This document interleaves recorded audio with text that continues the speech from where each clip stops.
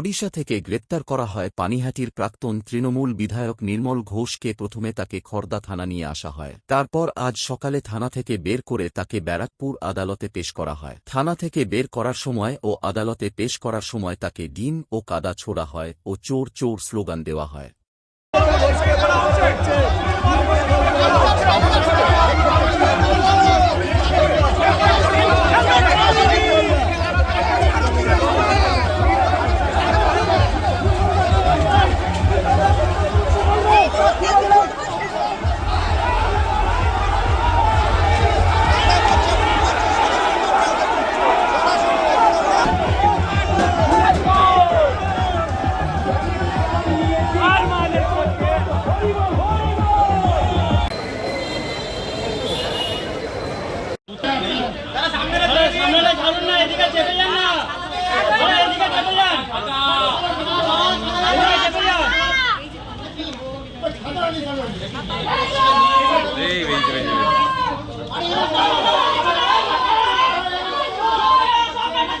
দিদি দিদি সামনেটা ছেড়ে দাও।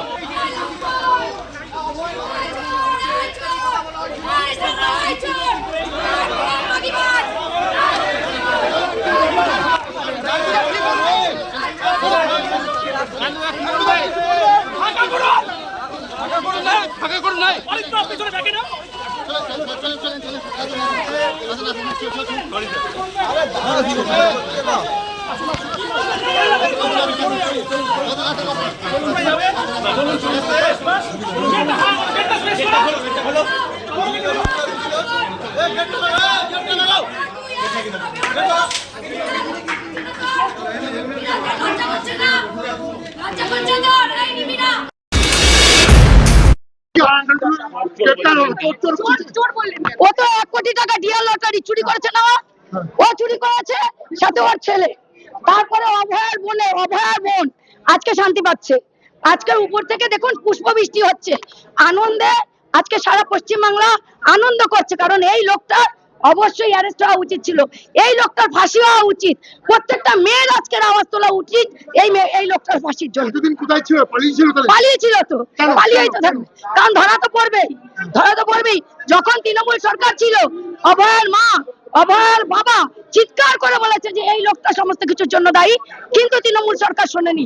আজকের বিজেপি সরকার এসে দেখিয়ে দিল যে কি করে আসামিকে অ্যারেস্ট করা যায়। না 2 বছর তো হবে। আমরা কতদিন ক্ষমতায় এসেছি? আমরা ক্ষমতা এসেছি কদিন? আমরা মাত্র ক্ষমতা এসেছি 4 মাস। বিজেপি সরকার ক্ষমতা এসেছে 4 মাস। সুশাসন হবে। হ্যাঁ, উড়িষ্যা থেকেই তাকে ধরা হয়েছে, বালেশ্বর থেকে তাকে ধরা হয়েছে। পালাচ্ছিলেন কেন? কারণ জানে যে উনি অ্যারেস্ট হবে আর ওনার যথাযোগ্য বিচার হবে। তারাও অ্যারেস্ট হবে।